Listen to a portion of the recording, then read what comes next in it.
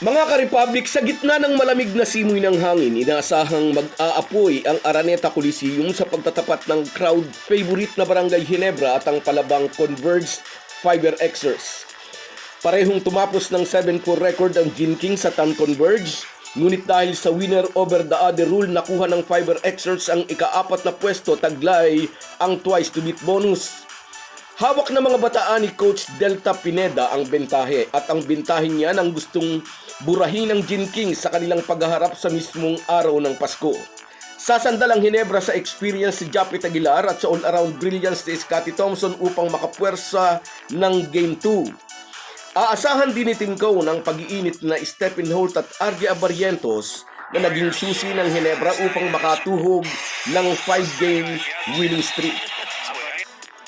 Pag-uusapan po natin yan, pero bago ang lahat ay maglalambing po ako sa inyo na isubscribe ninyo itong ating channel at kung di masyadong makakaabala ay i-like at paki-share na rin ninyo. Malaking bagay po yan sa aming mga vlogger. Maraming salamat. Mga ka-Republic, ang pagtatapat ng Barangay Ginebra at ng Converge ay magiging labanan ng karanasan laban sa kabataan. Sa pintura, ang kaldaga ni Japet Aguilar, Norbert Torres at Troy Rosario laban kina Justin Aranya, Justin Baltasar at Larry Muyang. Plus, nadagdag pa si Vic Manuel na sabi nga ni Coach Delta, kailangan daw ng kanyang mga bataan ang isang tito na gagabay sa mga ito sa krusyal na oras ng laban. Bukod sa twice to beat advantage, llamado raw sa players ang Converge sa pagtataya ng mga basketball aficionados. Kabataan pa nila ang mga ito at mabibilis.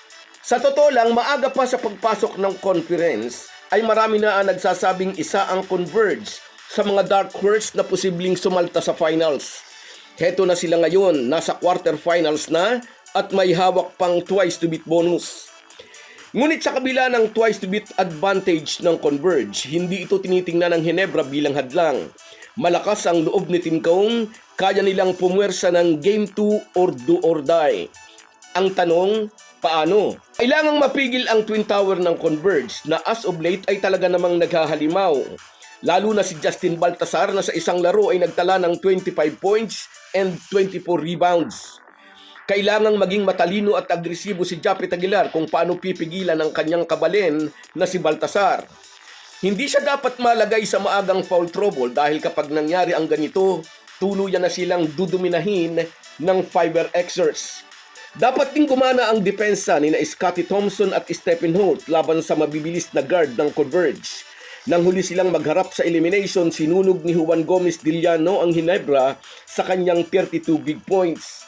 Aminin natin, mukhang hindi kakayanin ni Argie Abarrientos na pigilan si Juan, bagamat halos magkasing height lang sila.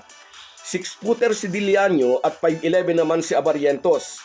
Sa simula pa ng kanyang PBA career, ang depensa ang laging pinupuna sa point guard ng Ginebra.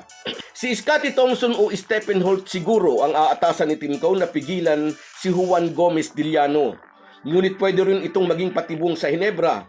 Bukod kay Juan, marami pang ibang scorer ang Converge.